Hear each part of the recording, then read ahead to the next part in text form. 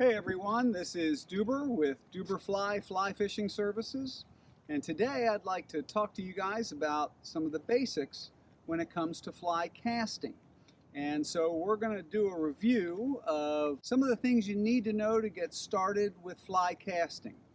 One thing to note here is I'm referencing fly casting as opposed to fly fishing because that's really what we're going to do today. We're going to cast, not necessarily fish. Two completely different things that are involved obviously in the same sport. The fly casting is critical because you really need to know how to move that fly rod in order to get that line going in the air to ultimately get that fly in front of the fish. You may or may not see the fish when you're fly casting or fly fishing. But hopefully when you're on or in the water and getting ready to make that cast, you have an idea of where you think the fish will be. So when you go about executing the cast, you really need to have an idea of where you want to put that fly in order to get that fish to react and come and eat that fly so you can connect to that fish. So with that, let's get started. So the first thing we're going to talk about is the grip and how you actually hold the fly rod. And I think one of the key points to remember here is that you want to hold it with, think of the old expression, bird in the hand. You don't want to grip it too tight, and you also don't want to hold it too loosely, of course, that the rod would fall out of your hand. So a gentle but firm grip to hold on to the rod, and then from there, it really comes down to style. And what I mean by that is there is what is called the V grip, where the crevice between your thumb and your index finger here is on top of the rod like that, or there is the thumb on top grip, where your thumb goes directly on top of the rod, and that grip would look like this. And that's more often than not how I like to hold the rod. So with that, you now have a grip that is comfortable, and that is very important that the grip is comfortable to you. And then from there, the next thing we want to do is have a proper stance. So for a right-handed caster, which I am, I want to put my left foot forward and my right foot back.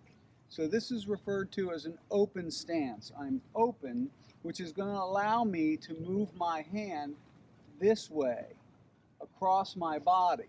So if I'm casting this way, left foot forward, right foot back, and I have a nice comfortable grip on the rod with my thumb on top, and now I have a good stance and a good grip. Next thing we want to do is, of course, we have the rod in our rod hand. Now we want to put the fly line in our line hand. And we want to hold that fly line good and tight, just like this. All right, so now we have a good grip, thumb on top, an open stance. So I'm able to bring the rod across my body like this, as opposed to with a stance that could be a closed stance where you're squared off at your target. And you'll see a lot of pictures of people fly casting years and years ago. This is the way everyone always stood, because the idea is if you're squared up at your target, you can get a nice, accurate cast. A lot in fly fishing has changed over the years. We're doing a lot more saltwater fly fishing.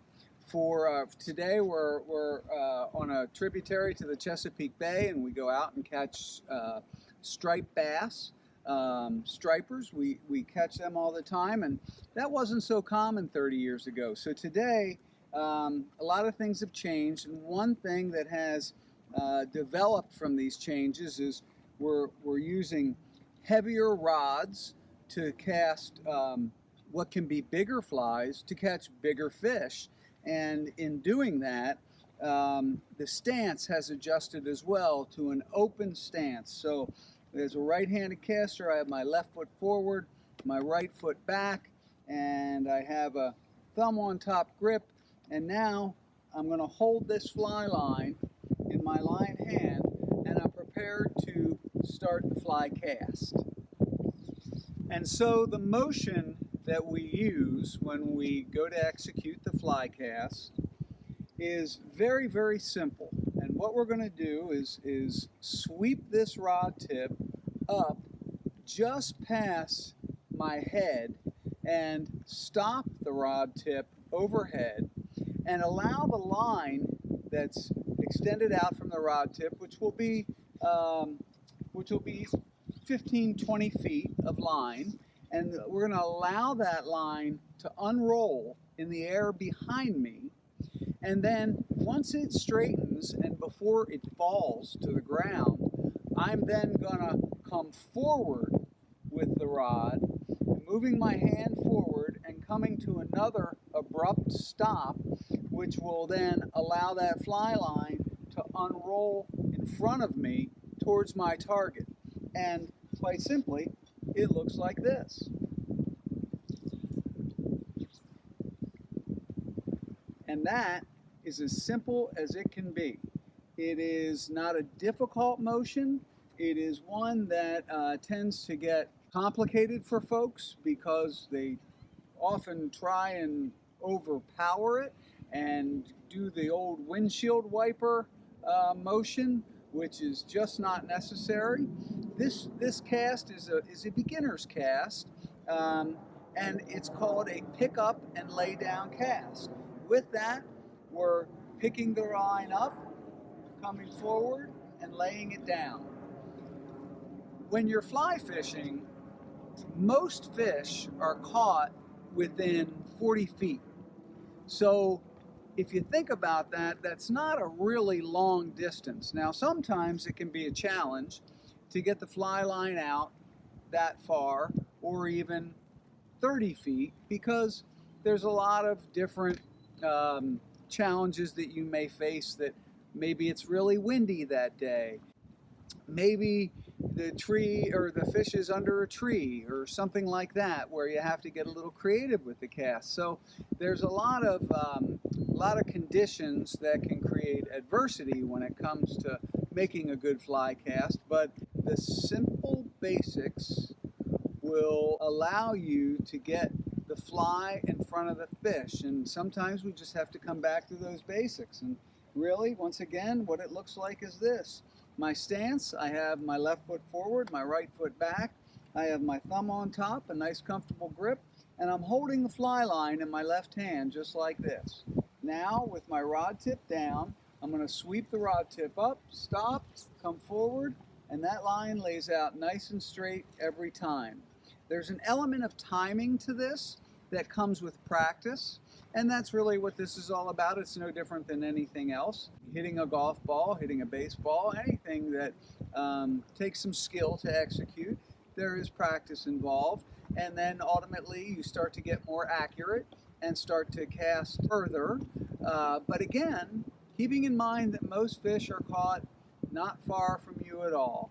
And with that, that makes it all very achievable. So the motion that is used with your arm is, again, it's a very simple motion. It is mostly forearm, a little bit of wrist, and you are basically rotating on your elbow, coming back to a stop, and keeping that rod tip pointed up. We never want to let the rod tip go back down below us, because that'll allow the fly line to fall down behind us onto the water or whatever's behind us at the time we're fly casting.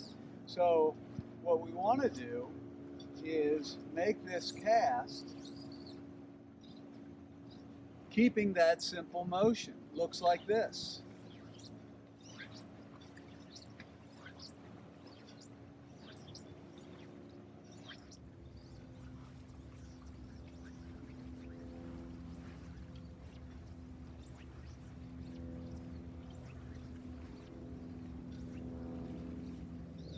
folks, that's all I have for you today. I'd just like to thank you for taking the time to watch the video and learn a little bit about fly casting.